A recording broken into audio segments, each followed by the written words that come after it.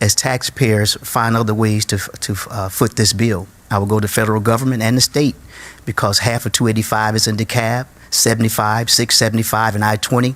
The state has to play a part in this as well as the federal government. And so my first thing will not be to go to our taxpayers and ask them for a water rate increase.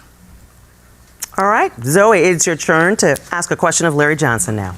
Yeah, Larry, back to you. So in 2018, DeKalb County had completed a housing affordability study that had various recommendations relating to affordable housing in the county. So as CEO, how would you work to implement some of those recommendations? Well, as the chair of one of the committees who led that effort, the goal was to work with our federal and state partners. As you know so well, Zoe, that the HUD is funded by our federal government, and the state gets the subsidies for us to do public-private partnerships. I passed the first workforce housing ordinance in the state of Georgia, which would bring public-private partnerships together, because we need to have a place for our firefighters, our nurses, and our teachers, as well as for our seniors. And so I will work to really to improve and to build that collaboration of public-private partnerships and bring all of our housing agencies together, but also will create my own pot to make sure that we're matching the funds for housing, because I had a $20 million senior housing complex right in our district, and the seniors are loving it. All right. Sarah, you get the final question in this round for Lorraine Cochran Johnson. As you know, DeKalb is still under a federal consent decree to improve sewer infrastructure and address repeated sewer spill sites. How will you ensure the work that's already underway is completed and completed by the deadline? And how will you ensure that DeKalb is not in this situation in the future? Absolutely. And first, I'd like to say that I answer the questions that are asked. The first question did not ask how I would go about protection beyond ensuring the ordinance. As it relates to ongoing consent decree and meeting the expansion, increasing, and enlarging our water and infrastructure, I'm proud to have served for 3 years as your Public Works and Infrastructure Chair, where I have allocated more than $1.4 billion towards expanding, replacing, and enlarging infrastructure. It is the largest dollar amount in the history of DeKalb County for a sitting commissioner. And I will continue to ensure that our WIFIA, Water Infrastructure Finance Act loans, as well as our GFA, Georgia Environmental Finance Infrastructure Act loans, are in place, because in terms of providing and expanding infrastructure, it's not an option. It is absolutely necessary.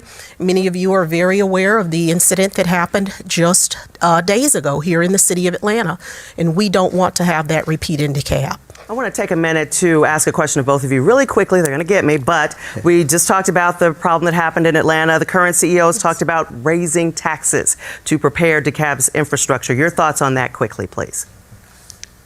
I will respond by saying that we had not had a sewer water increase for over 20 years in DeKalb County. Now, I think we all understand that being reasonable, 20 years we've had growth, 20 years we've had inflation. However, for many years prior to CEO Thurman and active engagement in 2017 to expand and replace infrastructure, we had not taken measurable actions. So we must provide for the expansion of the future, because our businesses as well as our residents, we require clean, safe water, and we can not expand economic development in certain corridors of DeKalb because we simply do not have the water sewer capacity. So we have to sharpen our pencils, engage both federal and state officials alongside us and partners to be champions and take advantage of the current water funds that are available on the federal level as a part of Biden's Infrastructure Investment Act. Commissioner Johnson. Yes, I would just add, I voted against the last water increase. My opponent led the effort to increase it, because I really feel we need to look for the federal and state folks to come in first and not burden our taxpayers to make that happen. And so I will continue as your CEO to make sure we find federal help, state help, to make sure that we don't just burden our taxpayers, because our seniors are having a tough time already trying to make ends meet, meals, pay for medicine. And we need to make sure that we're careful and not to just say we need to have another tax rate increase, because inflation is raging out of control. Rebuttal. No, we're going to move on to the next round. Okay, that is our first round. You will have a chance to rebut in this next round. The candidates will now ask a question to each other, and the candidate who asks the question will also have 30 seconds for rebuttal. So we're going to begin with you, Lorraine Cochran-Johnson. You get the first question for your opponent, Larry Johnson. Yes, after serving Commissioner Larry Johnson for over 22 years, you've demonstrated no vision, no plan, and no initiative that voters can see. You've touted small-scale development as major economic development over the years. But District 3 has the highest crime rate, and our once vibrant corridor along Candler Road has declined throughout the years. Why would we believe that you would have the ability to now begin productive development, and also with your track record of being a champion for projects like the land swap that has proven to be a horrible decision? Why should we trust you now? Well, first of all, we should trust me because what Lorraine doesn't share is that she shares District 3. She's a Super District 7 commissioner. And so she has not championed anything along Candler Road because we have a $20 million senior housing complex. We built a brand new library. We turned an old funeral home into a senior center. And so if you talk about vision and collaboration, you can't do it because it takes experience. I have vision and experience, and you can see it along Candler Road to make those things happen. And so if you're talking about vision and having experience, I mean, you sponsored silver sponsorship for a mega Republican event that's now going to send delegates to Milwaukee to make sure they vote for President Trump. You talk about being responsible. You talk about being experienced. Where does that vision lead us? Commissioner Cochran-Johnson, you have rebuttal time. Thank you so much. I want everyone to know that I am the commissioner who has funded the small area revitalization plan for South DeKalb Mall. And I've also led the effort, despite Commissioner Larry Johnson normal coursing the original request for the improvement and to fund the plan when I presented it. I'd also like to say that I did accept an invitation to speak at a GOP breakfast. It was actually sponsored by a friend who is a GOP member. But as an elected official, you represent all people, not just white, black, rich, poor, Democrats, and Republicans. That is our time. All right. Commissioner Johnson, you now have a chance to ask a question of your opponent. Yes, thank you, Commissioner Lorraine Cochran-Johnson. You talk about your business experience and reimagining government. But your business you had around eyeglass frames and also your 3L studio, they all have failed and dissolved. You first have to have get your house in order. We have a $2 billion government. How do you think the taxpayers and voters of DeKalb is going to trust you when your business does not exist anymore?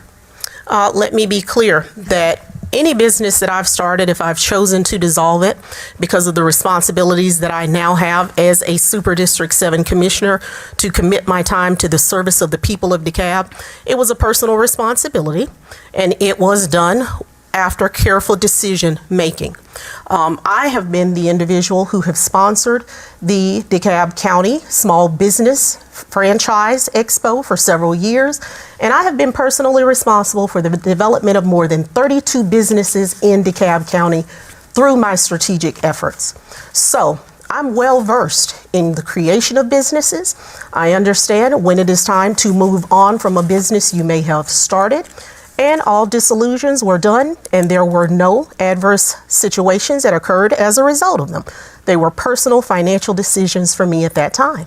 Commissioner Johnson, you have time for a rebuttal. Yes, this office is about the chief executive officer position, not the chief exaggeration officer. My opponent cannot name one of those businesses. The Small Business Expo was held in Cobb County. Why didn't we have it in DeKalb? And what franchises have been developed in South DeKalb, Central DeKalb, in our community? And so I think the taxpayers and voters need to know we can't have someone who experiments. We need someone with experience.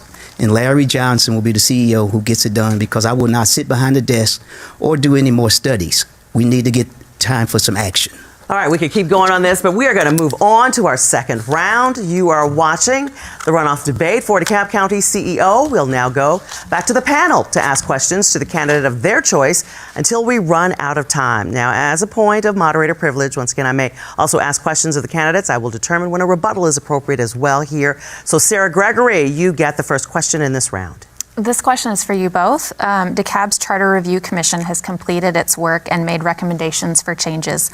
Which of the commission's proposals do you support and which proposals do you oppose? Larry, you can answer first. Thank you so much for that question, Ms. Gregory. I support 99% of those. The one that I would like to do more enhancement on is the open records one. Instead of creating a position, I will make sure my law department has someone who's located in the law department. I will put it on the website so citizens can find how to do an open records request. And so the Charter Review Commission came back with some great findings. I appreciate what the citizens did. Michael Thurman put together a great panel of citizens who really, really care about our community, and we must continue to uphold the standards that Charter Review Committee did. And so, Sarah, that's my response to that question. Commissioner Cochran-Johnson. Yes, I would say that the Charter Review Commission did a good job, but there's still a lot of work to be done. I definitely support the eradication of the conflicts between the current state law and DeKalb County law, because in many instances we have adopted local laws that are in direct conflict with the state. Also, transparency. We have had a huge cry for transparency and the easy access to information, including audits, as well as general documents. So as your CEO, you can expect me to expand upon those and make things easy for our citizens. And last but not least, Charter Review showed that the citizens of DeKalb County want greater engagement. So I look forward to expanding upon opportunities for citizens to serve on the front line while expanding our local network, our DCTV, to be a fully functional program that carries all meetings as well as local programming. All right, Zoe Seiler from Decatur-ish, your next question. Sounds good. My question is for you, Larry. As the CEO, how would you work with the cities in DeKalb County to address issues facing the unhoused population? Oh, I will work with them 100% around public-private partnerships, because homelessness has no boundaries. We need to first talk about what services are needed: mental health, substance abuse, job skills, life skills. Those are the things that all of our cities and the county can participate all of our in mayors together. I will together. first convene all of our mayors together to make sure we're moving forward. I work with the city of Atlanta on major issues that have arisen, and now I'll do the same as our CEO of DeKalb County, because we are all in this together, and affordability impacts all of us. And we have to make sure we use my workforce housing resolution that I passed to make sure we create more public-private partnerships, but also have the service delivery system in place so people who are unhoused have the necessary resources that we can get them back on their feet to make a difference in DeKalb and become productive citizens. Commissioner Cochran-Johnson, did you want to add to that? I'm so sorry, but no, we can move forward with my question. Let's move ahead then to this next one. And actually, we want to make sure, Sarah, you have the next question for your candidate. This question is for you, Lorraine. Long ambulance response times continue to be an issue with the company that DeKalb has contracted with to provide these services.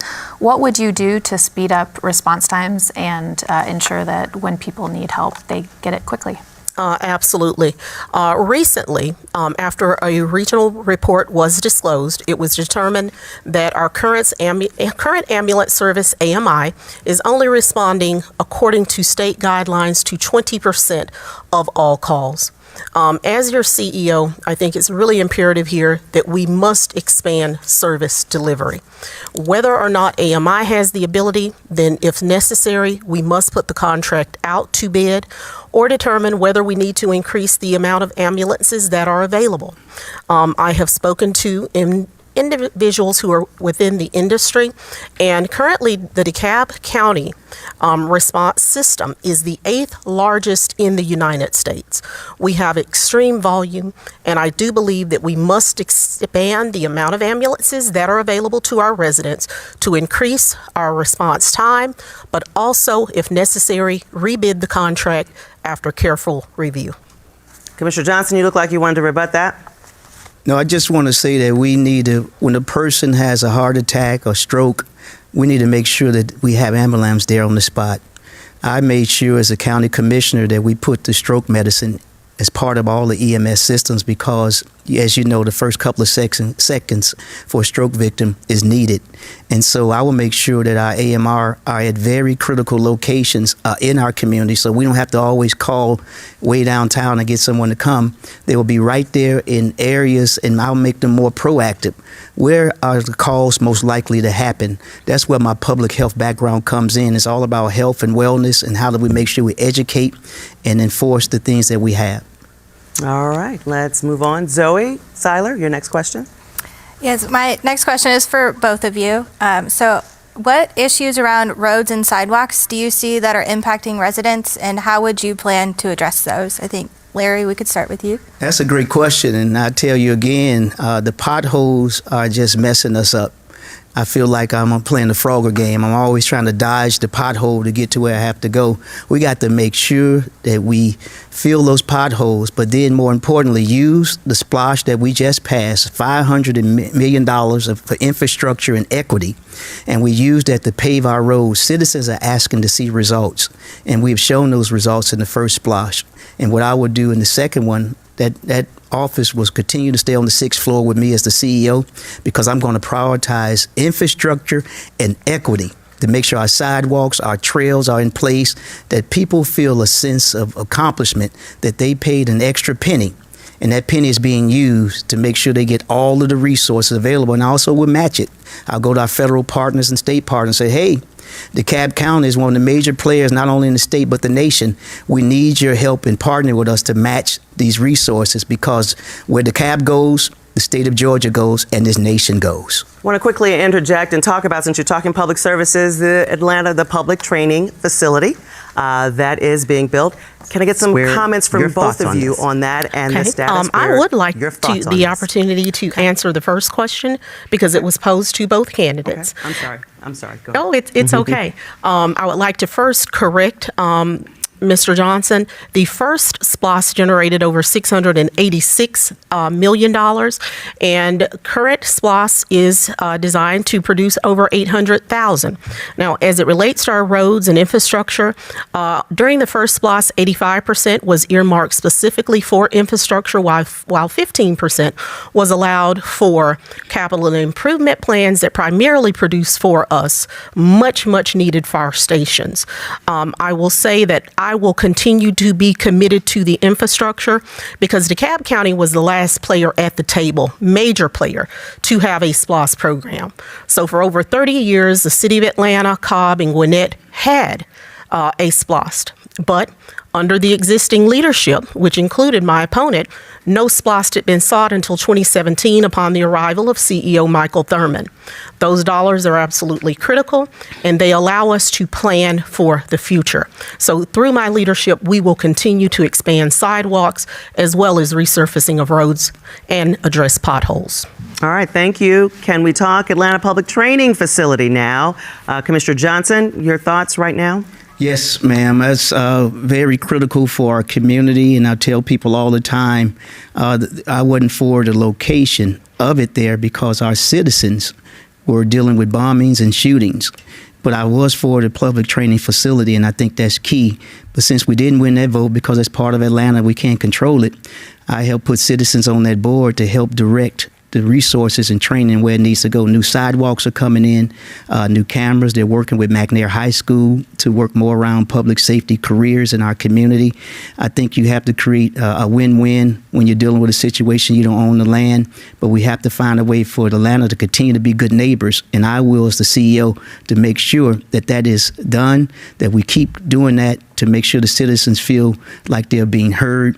And we will do that as the CEO of DeKalb County, and making sure that we have not only the best public safety training facility in our area, but also the citizens are being heard.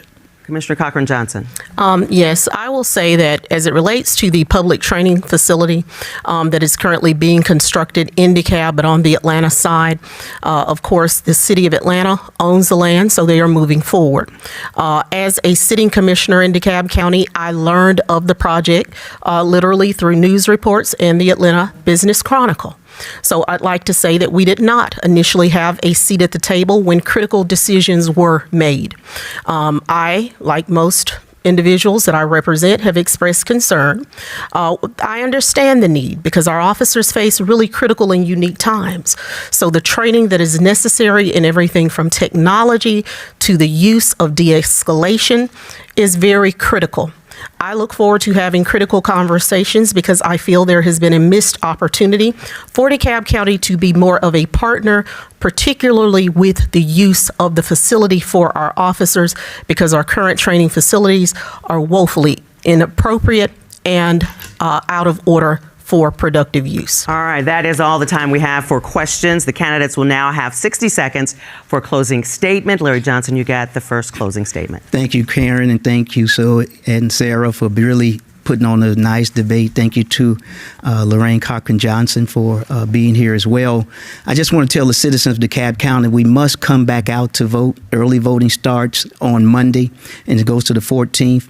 June 18th is election. Don't let people tell you that you're not going to vote. DeKalb County has elected 2 senators that's made a difference in the U.S. Senate.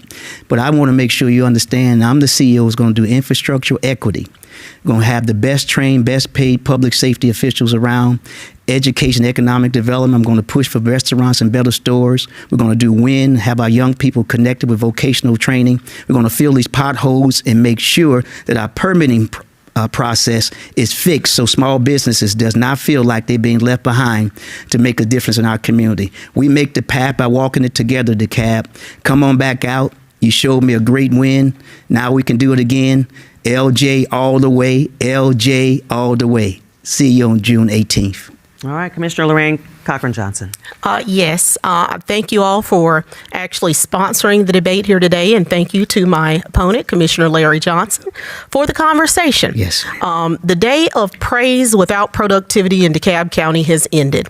The voters proved that back on May 21st when I carried 156 out of 191 precincts, with my opponents only carrying a total of 35 precincts combined. I have produced in DeKalb. I am the commissioner who has brought groundbreaking legislation. I am the commissioner who has led the charge to end the proliferation of our community with undesirable businesses. And I am the commissioner who brought hope to DeKalb when we issued over $22 million in first-time home loans and down payment assistance to create more equitable communities. I'm the person who has a vision for DeKalb. I have demonstrated leadership and I continue to deliver. Return to the polls and vote on June 18th, Lorraine for Change. All right, that concludes our program. We'd like to remind voters that, as we just heard, Election Day is June 18th. Please go to My Voter page. That's on the Georgia Secretary of State's website to learn about early voting in your area where you need to go.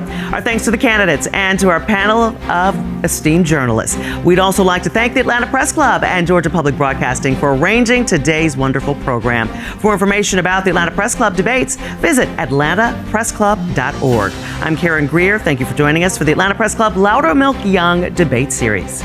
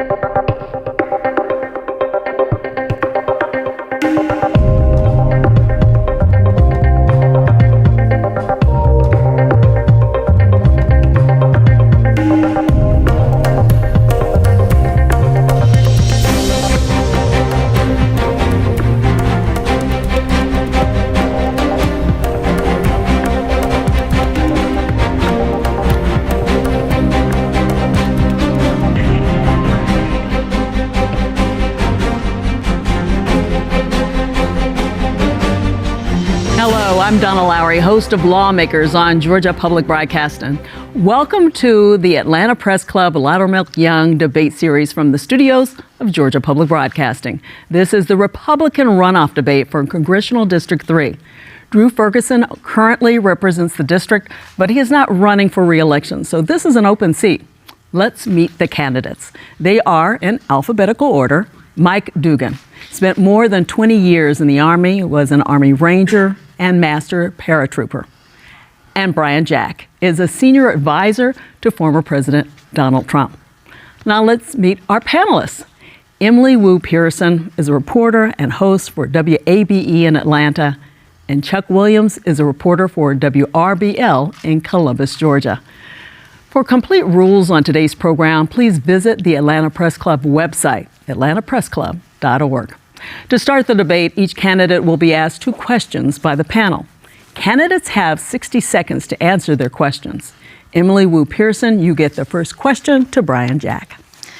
Mr. Jack, during your time working for former President Trump, there was a large focus on deregulation, and that's been important to your campaign as well. Can you speak a little bit about specific regulation that you would work to eliminate and why that regulation doesn't serve the American public?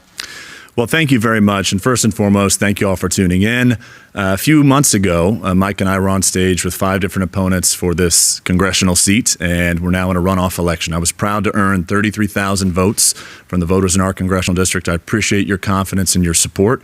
And to answer your question, I do talk a lot about my experience working for President Trump in the White House. And as it relates to deregulation, one of the things that we did in 2016 while campaigning across the country is we said, we're going to cut for every new regulation put on the books, we're going to cut 2 existing regulations. How did we do? What was our scorecard at the end of the administration? For every regulation that was put on the books, we cut 8 existing regulations. I think there's some great ideas that have been floated out there. One of our former opponents talked about what's called the REINS Act, trying to ensure that Congress is responsible for mandating any regulations over a certain threshold. But ultimately, I'd love to see more deregulation that can unleash America's economic potential. Thank you very much. Chuck Williams, please ask your first question of Mike Dugan. Senator, you finished 22 points behind Mr. Jack in the May primary. Your opponent has been endorsed, as he just said, by former President Trump. Your opponent also has a fundraising advantage. How do you overcome these obstacles in a 4-week runoff? Thank you for that question. First of all, thanks for having us here today. As you heard, I am a former Army Ranger, so that doesn't really bother me that much. I've been down worse than this before. In my first race, I was down by a larger number and came back and won by 10 points. What I will remind everybody is it's 0-0 right now, and we're going into this with a clean slate.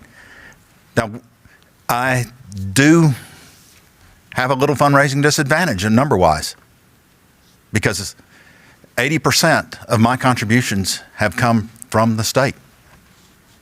I'm not going outside the state heavily to have somebody else from outside the state fund my campaign. I think it's important if we're going to represent the 3rd Congressional District that the funding comes from support within the 3rd Congressional District. Thank you very much. Emily, it is your turn for a question to Mike Dugan. Senator, while you were working in the State House, you worked on several Georgia-specific ways to regulate immigration. If elected into Congress, the picture gets much bigger in what you could do. What would be your priority immigration legislation for the country? I think it's a 2-part deal. First, before we do any immigration reform, we have to shut down the border. The border situation right now, it's a local public safety issue. It's a humanitarian issue. It's a national security issue. Until we shut that down with federal government working in coordination with the states, not in opposition to, we can't really discuss immigration reform. Once that border is shut down, then we do need to take a long, hard look at immigration reform, because we need new people coming into the country. We need skill sets that we don't have readily available in the numbers that we need here in the U.S. So that it's a two-part deal, and you can't do both of them at the same time. All right, Chuck, you get the final question to Brian Jack. Mr. Jack, you've been endorsed by former President Trump. You spent much of your career working for him. If the former president is unsuccessful in his bid to return to the White House and the Republicans lose the narrow majority in the U.S. House, how will you work with a potential Democratic House leader and President Biden if he's reelected? Well, I have great confidence in President Trump's ability to get elected this fall. I think what we saw just 10 days ago in Manhattan play out in a Democrat stronghold, convicting President Trump erroneously, is something that I think will turbocharge turnout for him this November. And you saw it with the contributions that he raised in just a few days after, $54 million, 30% of which were from new contributors that have never given before. So I have every expectation that we will have an incredibly successful November, and I'm going to do everything I can to make sure that not only do we win our congressional district, but that we send him back to the White House.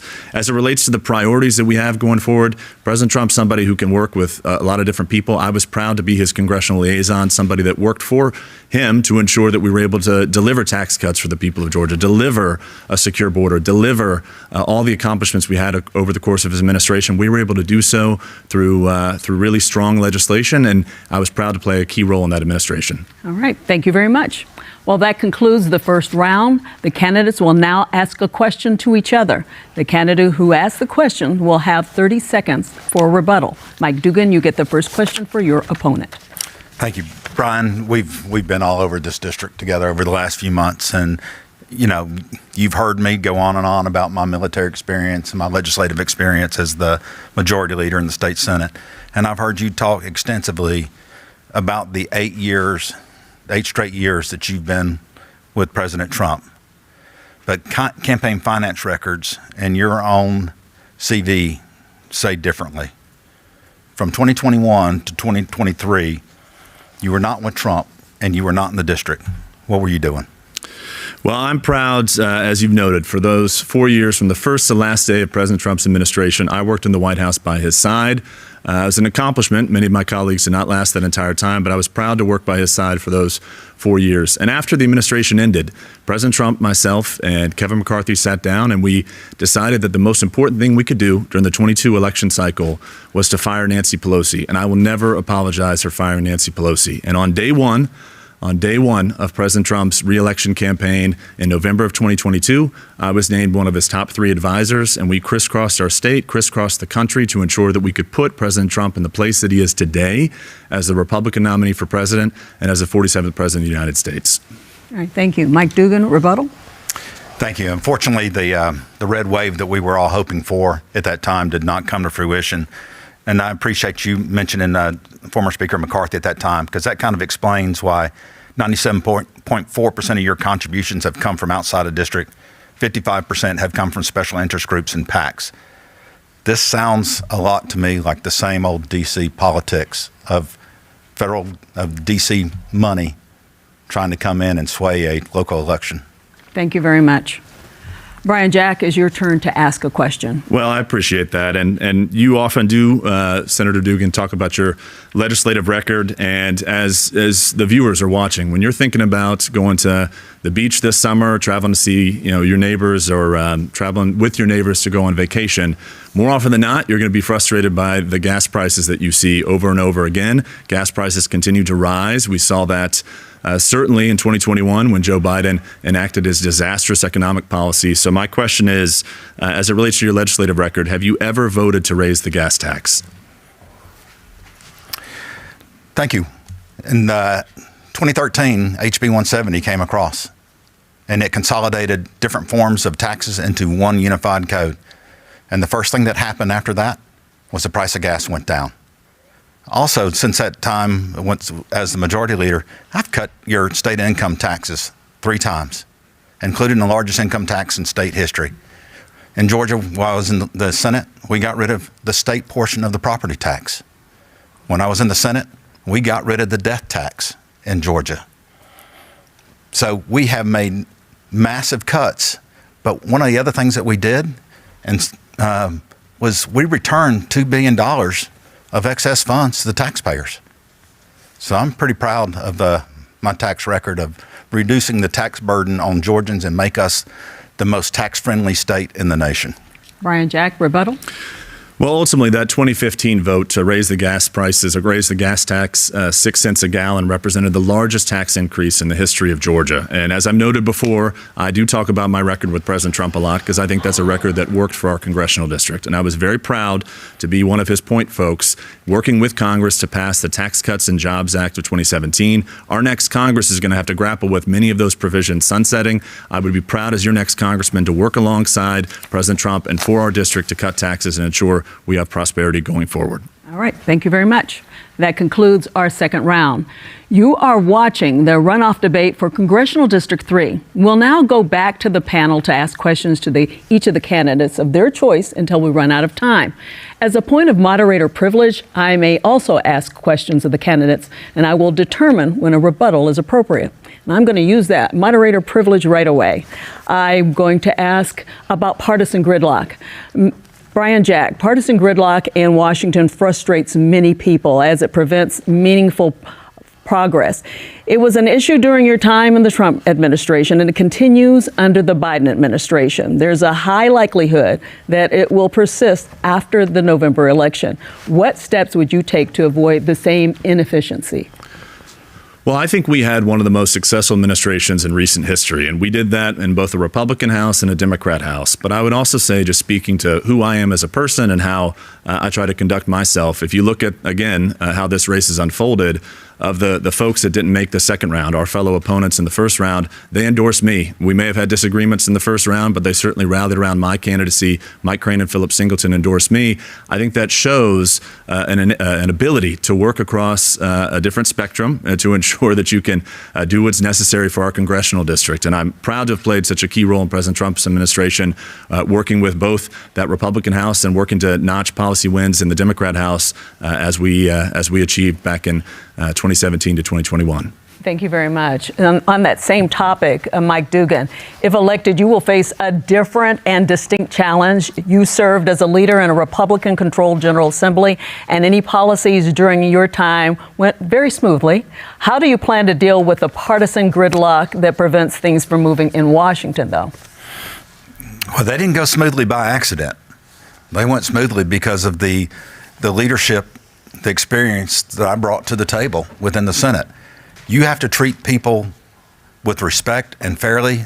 There's an honesty factor that we have lost in politics. We have gotten more to making headlines than we have to actually working and resolving problems.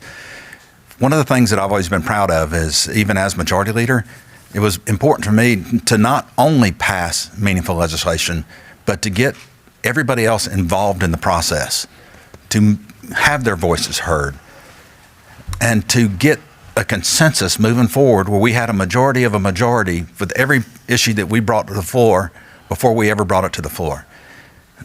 That's not just solely in politics. That's in the construction industry, which I was in for 16 years, and in the military, which I was in for 20 years. All right. Thank you very much. Chuck Williams, your question. I'd like to ask this to both candidates, but I'll start it with Mr. Jack.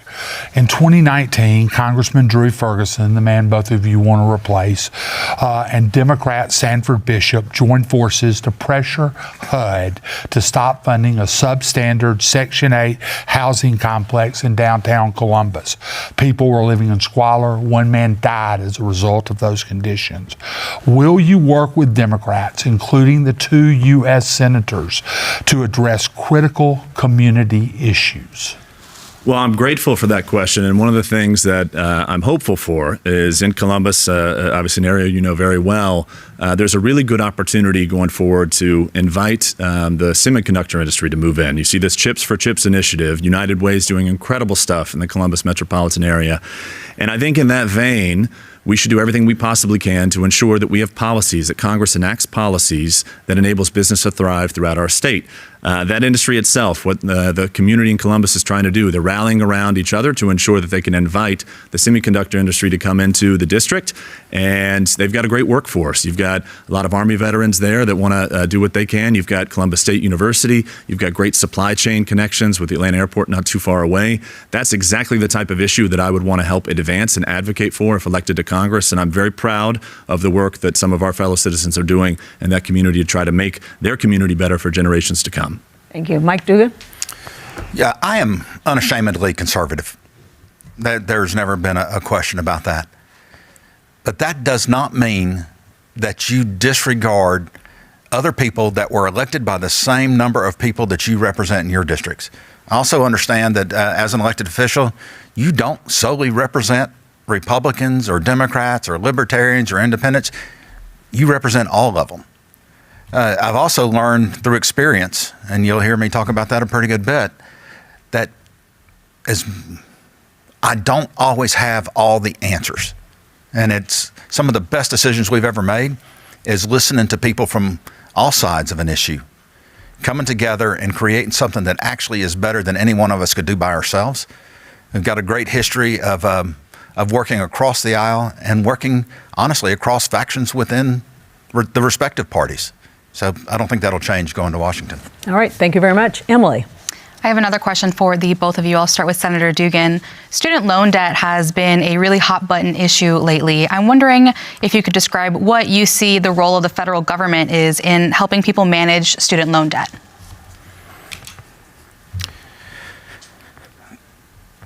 First of all, nobody is forced to take a student loan. I know that sounds callous, but they're not forced to.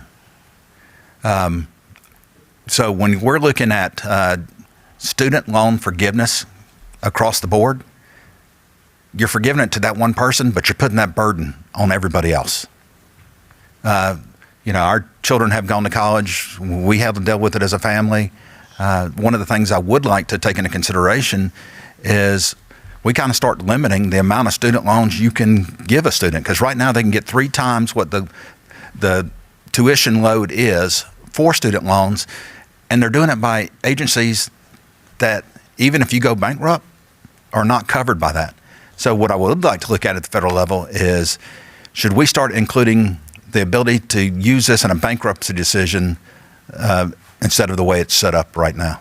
All right. Brian Jack on student loan debt. Yeah, I agree with Mike's concerns. And I think one of the things that I also find very concerning is I fully expect this October to see Democrats forgive student loans right before the election, because invariably they're going to try to do everything they can to win in November. So I think going forward, too, I think we should look at the role the Department of Education and generally the education system plays at the federal level. We should do everything we can to remove the federal government outside of the business of education. I trust local communities as it relates to educational needs within the community. And certainly, Mike and I have both experienced, but in Coweta, we've got a college and career academy, an incredible facility that started. 53 facilities across the state popped up trying to do everything they could to advance college and career education at that most local level. If you're in high school and you're going to school in Coweta County Public Schools, you've got a chance to learn trades, learn skills to make you incredibly employable thereafter for this dynamic and changing workforce. We should do everything we can to drive educational decisions back into the communities. All right, thank you. Chuck. This is for both gentlemen again, and I'll start this one with Senator Dugan. Over his tenure, Congressman Ferguson has avoided the national spotlight. Others in the Georgia delegation, including Republican Congresswoman Marjorie Taylor Greene, have sought that spotlight. Which approach will you take? I think that's pretty obvious. Judging from my last 11 years in the state Senate, my goal is to get stuff done. My goal is not to go up and be a TV star. If I wanted to do that, I'd move to Columbus and work for you over there. But it is important that we get people that put their heads down, go to work, and actually achieve something for the people that they're representing. It is okay to be loud. That's just not how I operate. Mike Dugan, your approach. Brian, yeah. Okay, Brian Jack. I'll do it Brian again. Jack, I'm sorry. I apologize. Well, Mike and I are certainly in alignment here, and I think we've conducted ourselves on the campaign trail that very way. I talk a lot about my experience working with President Trump over the last 8 years, but you rarely, if ever, saw my name in the headlines because I put my head down to try to do the job of the American people. Very proud to do that, although I can offer some levity. When I first announced my campaign for Congress, I had to get my name out there a little bit because invariably people were unfamiliar with the work I did for him over those 8 years. But ultimately, I certainly agree with the approach of putting your head down, trying to do what's right for the American people, try to do what's right for our district, coming back to the district to defend the decisions that you make. I've talked about this a lot. I love the notion of town halls in each and every one of our counties before major votes. Let's get the community engaged. Let's get the community active, and let's do everything we can to put our head down and represent the people of the 3rd District well. All right, Emily, your next question. I have another question for the both of you gentlemen. I'll start with Mr. Jack. Should we support Ukraine with U.S.-made weapons as the Biden administration has done, or would you rather see the U.S. withdraw funding and support? Well, I think I'd first and foremost rather see, and I think the people of our congressional district would rather see funding. We were sending a lot of money overseas. They'd rather see funding go to our southern border to secure our southern border. We don't talk about the southern border enough, in my mind. We should talk about it more to see all the things that are happening and all the problems that we have with this porous, open border. There are estimates that over 17 million illegal immigrants live in our country, and to me, that equals 17 million Democrat votes for Joe Biden. It's very concerning and distressing to me, so I understand why, when we go around our district, we feel from constituents real concerns about money we send overseas. President Trump's offered some ideas like a Lend-Lease program, and likewise at the same time too, I think that the American defense industry certainly markets their weaponry. But I say that because we have to do everything we possibly can to use your tax dollars and be good stewards of your tax dollars. And when you see an open border, I understand why you, the voters of our congressional district, are concerned when we send money overseas. Thank you. Mike Dugan. So, same concept starting off. You know, like I said before, our number one priority is sealing the southern border.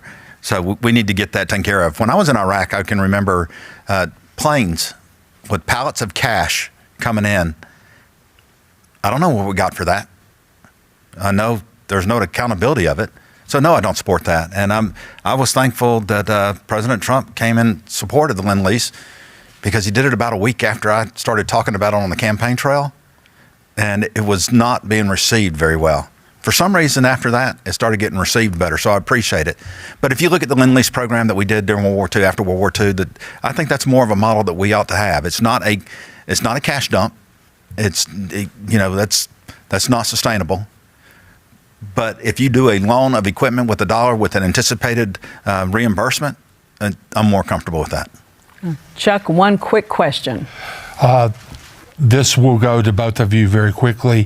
What is the most important economic engine in the 3rd District? Why, and what is your plan to continue to support that engine? 30 each. You start, Mr. Jack. Well, I think first and foremost, one of the things I'm really excited about is the generation coming up within our district. The workforce is wholly dependent on the success going forward. And as I noted before, very proud of what you see in Coweta and all across our district. We've got great educational opportunities to ensure our students, our next generation and the generations to come, are well prepared and well equipped to earn the jobs of the future. But at the same time, too, I think we're also very excited about all the business development coming into the district. Remington coming into Troup County, as I mentioned before, the opportunity with semiconductor industry. Ultimately, we've got to unleash America's energy and economic potential. Thank you. Thank you. Mike Dugan, 30 seconds. The most important economic thing is the job that you're working in. So if you're looking at one of the constituents within the 3rd District, if they're manufacturing industrial, that's the most important thing. If they're in health, that's the most important thing. But one of the largest sectors within the 3rd District is actually agriculture. 3rd District has the highest percentage of cattle production in the state. It's in the top 5 in poultry production and in hay. So we need to focus on what we think of brick and mortar manufacturing industrial, but without forgetting that agriculture is still a key part of the 3rd Congressional District. All right. Thank you both very much. That is all the time we have for questions. The candidates will now have 60 seconds for a closing statement. Mike Dugan, you get the first closing statement. Thanks again for y'all having us here today. To me, this is a clear choice. This is Georgia values versus, no offense, but a DC insider. This is picking somebody with leadership and experience, whose family lives in the district, whose children grew up in the district, went to school in the district, whose family goes to church in the district. This is not something that we should take lightly when we're picking who's going to represent us in D.C. You can take a person that has admittedly been in the room and watched decisions be made, or you can pick a person who's been in the room and made those decisions and gone back to the voters that have elected them and explain why he did what he did. So I'm asking for your vote. Early voting ends on June 14th, and Election Day is on June 18th. And I would ask for you to vote for Mike Dugan. All right, thank you very much. Brian Jack, it's your turn for a closing statement. Well, thank you very much for welcoming us this evening, and thank you very much, too, for giving us the chance to share with you our vision and our ideals. I come to this race as a different type of candidate. I've never run for public office before. My experience rests over the last 8 years working alongside President Trump. That's one of the reasons President Trump endorsed me in this race, repeatedly has endorsed me in this race, because he knows that I'm somebody that puts my head down and does the job for the American people. I'm very proud, too, to have earned the support of Jim Jordan, Dr. Ben Carson, and as I noted before, some of the fellow opponents in the first round, Mike Crane, Philip Singleton, also have endorsed my campaign. But I'm also incredibly, incredibly grateful to the 33,000 voters within our congressional district that voted for me on May 21st. I'm doing everything I can to ensure we get the vote out. June 10th, early voting starts. June 14th, it concludes. Election Day is June 18th. And I certainly recognize that at the end of the day, you want to elect somebody that you believe in and that you think will come back to defend their decisions. I'm the guy for the job. My name is Brian Jack. Please go to brianjack.com to learn more. Thank you very much. Thank you. That concludes our program. We'd like to remind voters that Election Day is June 18th. Please go to My Voter page on the Georgia Secretary of State's website to learn about early voting in your area. Our thanks to the candidates and to our panel of journalists. We'd also like to thank the Atlanta Press Club and Georgia Public Broadcasting for arranging today's program. For more information about the Atlanta Press Club debates, visit atlantapressclub.org. I'm Donna Lowry. Thanks for joining us for the Atlanta Press Club Loudermilk-Young debate series.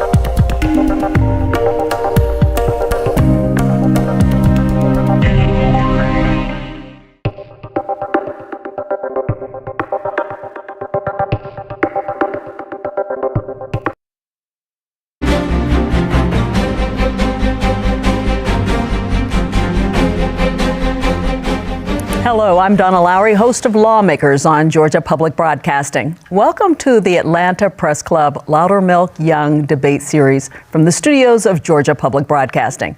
This is the Republican runoff debate for Congressional District 2. Now let's meet the candidates. They are in alphabetical order. Chuck Hand is a construction superintendent and vice chair of Taylor County's Republican Party. And Wayne Johnson was a senior official in the Trump administration and worked in finance for 30 years. Now let's meet the panelists. Jill Nolan is the deputy editor for Georgia Recorder, and Doug Reardon is a political reporter with Atlanta News First. For complete rules on today's program, please visit the Atlanta Press Club website, atlantapressclub.org. To start the debate, each candidate will be asked 2 questions by the panel. Candidates have 60 seconds to answer their questions. Doug Reardon, you get the first question to Wayne Johnson. All right, thank you, Donna. All right, Mr. Johnson, polls have pretty consistently shown that the number one issue that voters are concerned about is the health of the economy, the health of their own wallets. So let's start by looking ahead to the future here. As a congressman, what policies would you propose or support to help Southwest Georgian families who are struggling financially? You're dead on. Inflation, gas, groceries, insurance, housing, all the things that you sit and talk around the kitchen table is what is driving people in their thought processes today. As a congressman, you have opportunities to make some changes or make some improvements. One of the things that you can do is to focus on getting affordable housing, because with affordable housing comes the opportunity for more jobs, which comes the opportunity for more higher paying jobs. But at the end of the day, people are going to vote with their pocketbooks this year, and I think it's very clear that Biden and Sanford Bishop economics have not worked, so they're looking towards Trump and Johnson economics. Thank you very much. Jill Nolan, please ask your question to Chuck Hand. Hi, Mr. Hand. Congress is currently working on a new farm bill, which will have a big impact on the 2nd District. What are your thoughts on the current House Republican plan? And specifically, would you support the controversial proposal to cut food aid for low-income Americans? I'm Chuck Hand, lifelong resident of the 2nd District. I've worked side by side with the people of the 2nd District, solving problems since 2018. I've only seen this man next to me come around when it's election time, wanting to run for office. I've been wearing tires slam out in Southwest Georgia, meeting with voters and building relationships in our communities for years now. I'm not interested in debating the issues of the 2nd District with a man who doesn't even reside in it, especially one who orchestrates attacks on my wife. I'm more concerned about beating Sanford Bishop, representing you, and passing the America First agenda and putting Donald Trump back in the White House. This race is very simple. It's either 8th District money or 2nd District heart. The choice is yours. It's the dollar versus the change. Now, this is where I get back in my truck and head back to Southwest Georgia, because I got two races to win. Thank you very much. Doug Reardon, you're not staying, sir? Are you leaving? Okay. Well, I guess we will continue, and I'll ask Jill. You will get a question again to Wayne Johnson. What are your thoughts on the farm bill? Wow, I don't even know how to react. Well, first of all, the farm bill. One of the things that's really troubling to me is the discontinuance of fund for SNAP. It's going to impact low-income families significantly. It's also going to impact the farmers that produce the food for SNAP. So the farm bill's got a lot of positives, but at the end of the day, it's not doing enough for the small-time farmer, particularly the black farmer and rancher, and it's also not doing enough to maintain these very important food nutrition programs. All right. I want to remind our audience that Chuck Hand, who is one of the candidates who we asked here for the debate, has, I guess, in a sense, left the building. He certainly has left this room. So we are going to continue, though. Doug Reardon, your question. Yeah, thank you, Donna. So Mr. Johnson, Mr. Hand isn't here, but I do have a quote from him from the last time he was here at the GPP debate. And he said that we've got to do more for all the working class people of Southwest Georgia. And he specifically mentioned teachers. So I want to ask you, what is your plan to support the educators of Southwest Georgia from your post in Congress if you were to win it? Well, thank you for the question. As you probably know, I was the number 3 person at the U.S. Department of Education. And I saw a lot of good that comes from the Department of Education, but I saw a lot of troubles that are created. So the number one thing we got to do is we've got to make sure that funding goes to the state. The state in turn puts it out to the schools and the teachers in the district. We've got to make sure that teachers have more money in their paycheck. Our daughter is a high school teacher in Louisiana. She teaches advanced theater. She also has to supplement her pay by teaching at a local college. I see the stress that that extra workload puts on her. So we got to make sure that the teachers are most important people in our lives, if we think about it, are adequately compensated. All right. So we are going to continue to ask questions between our panelists. And actually, sir, I may have a question to ask you too as a moderator. Jill Nolan, your question. Hi, Mr. Johnson. The Alabama Supreme Court ruling that frozen embryos can be considered children imperiled access to IVF treatment in that state until lawmakers came back and passed some laws to protect the clinics. Do you believe Congress should approve a bill to provide nationwide protections for IVF? And if so, how exactly would you want lawmakers to ensure access? You're referring to in vitro fertilization, correct? That's when you say IVF? Yes. Yes. In vitro fertilization, I think, is an incredibly wonderful tool for people that are struggling to have children.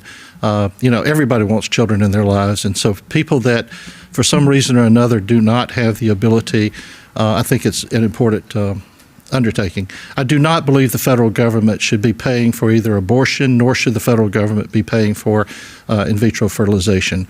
I believe that that's a matter of state. I believe that's a matter of personal income. It's not a federal program. Even though we do, as a nation, have a declining birth rate. Our birth rate is one of the lowest of developed nations in the world. We will need to actually add to our population, so I encourage it, but not with federal dollars. All right. We're going to continue. Doug Reardon. All right, Mr. Johnson, Mr. Hand pleaded guilty in 2022 to misdemeanor charges connected to the January 6th riots at the U.S. Capitol. Do you think voters will be able to look past that? What are your thoughts on him representing the folks of Georgia knowing that? Well, I think the voters are going to make their own decision about that, but I think they need to make it on a basis where they're fully informed. Mr. Hand has often said that these were minor misdemeanors, but minor misdemeanors don't put you in jail. They don't give you long-term probation. They certainly do not cause you to lose your Second Amendment rights, and they do not put you on terrorist watch lists. So Mr. Hand's depiction of his and his wife's involvement on January the 6th is far cry from what the official record shows. In fact, Mr. Hand went so far in his pleadings to plead with the judge and admitted that he had done serious wrong by being there in order to get a more lenient sentence. But at the end of the day, the people will decide whether that particular aspect of his life, along with his reported criminal trespass and DUI charges and other charges, are something that they want to tolerate, along with his bankruptcy filings. Okay, thank you very much. For those just joining us, Mr. Hand was here. He made a statement and then walked off the set. So we are continuing with the program. We will shorten it to 15 minutes instead of the 30-minute program that we were planning to have, and we will continue to question Mr. Johnson. Actually, Mr. Johnson, I have a question for you. You worked in the Trump administration in the Department of Education's Office of Student Finance, yet you want to eliminate all student loans. What do you say to the roughly 30 to 35% of undergrads who seek loans every year and won't be able to afford college without them? Well, there's other ways to finance college. So yes, I was the #1 person in charge of all federal student aid at the U.S. Department of Education. I got that job after having been awarded my doctorate in higher education finance, and I decided to take that on as part of the Trump administration. So here's what it boils down to. Students they show up at schools, they sign master promissory notes, they really don't know that they're entering into long-term, very unorthodox loan instruments. Actually, it would be predatory lending by any standard of finance. At the end of the day, what we need to do is stop making student loans and do defined amount grants. We shouldn't burden somebody as they're leaving school with loan obligations. We should empower them with the fact that they got an education and they don't have an ongoing financial obligation there too. All right, thank you very much. Jill?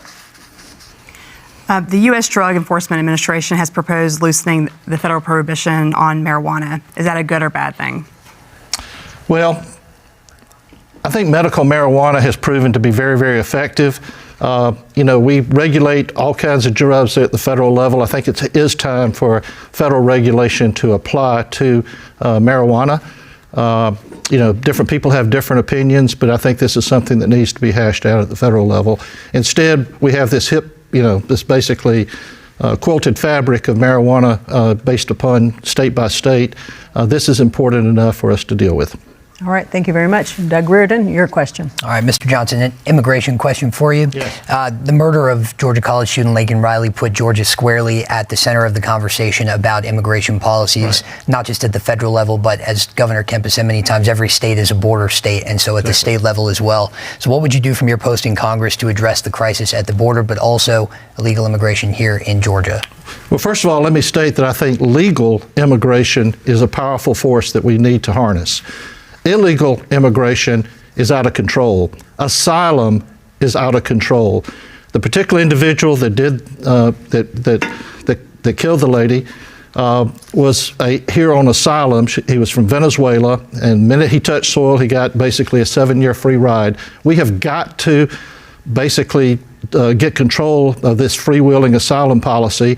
Biden has recently started making motions in that direction, but at the end of the day, we've got to slam the border shut. We've got to basically, eliminate this freewheeling asylum. All right. Thank you. One quick question from you, Jill. Okay. If elected, would you join the Freedom Caucus? Why or why not?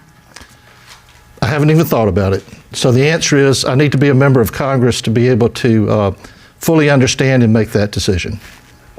All right. Thank you very much. That is all the time we have for questions. The candidate will now have 60 seconds for a closing statement. Wayne Johnson, your statement. Well, I don't know whether to take Chuck Hand's departure from the stage as his withdrawal from the race or not, but I certainly would think it might be in that direction. So here's what it boils down to, folks. I could talk about inflation, I could talk about energy policy, I could talk about border control, I could talk about the importance of us standing with Israel. They're fighting international terrorism. It is our fight. We need to be in the middle of it. I could talk about how proud I am to have been served in the United States Army. I'm proud to have served in the Trump administration as a senior official. I have a heart for public service. I have a demonstrated willingness and commitment to public service. I'd like to say that the Trump policies worked.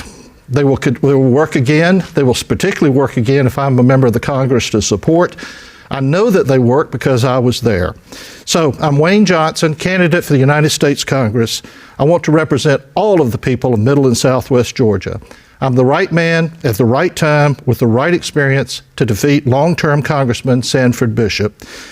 This runoff election is very, very important. Please go the extra mile and get out and vote on June the 18th, and also start voting tomorrow, June the 10th through the 14th. And I close by saying that I humbly and respectfully ask you to trust me with your vote. Thank you. Wayne Johnson. Thank you very much. For those just joining us, we did have the other candidate, Chuck Hand, here. This is the Republican runoff debate for Congressional District 2. He made a statement and then walked off the set. So we have continued the program, but we are shortening it just a bit. I want to thank everybody involved, because at this point that concludes our program. We want to remind voters also that Election Day is June 18th. So please go to the My Voter page on the Georgia Secretary of State's website to learn about early voting in your area. I want to thank our candidates and to our panel of journalists, Doug Reardon and Jill Nolan, for being here. We'd also like to thank the Atlanta Press Club and Georgia Public Broadcasting for arranging today's program. Now, for more information about the Atlanta Press Club debates, visit atlantapressclub.org. I'm Donna Lowry. Thanks for joining us for the Atlanta Press Club Loudermilk-Young debate series.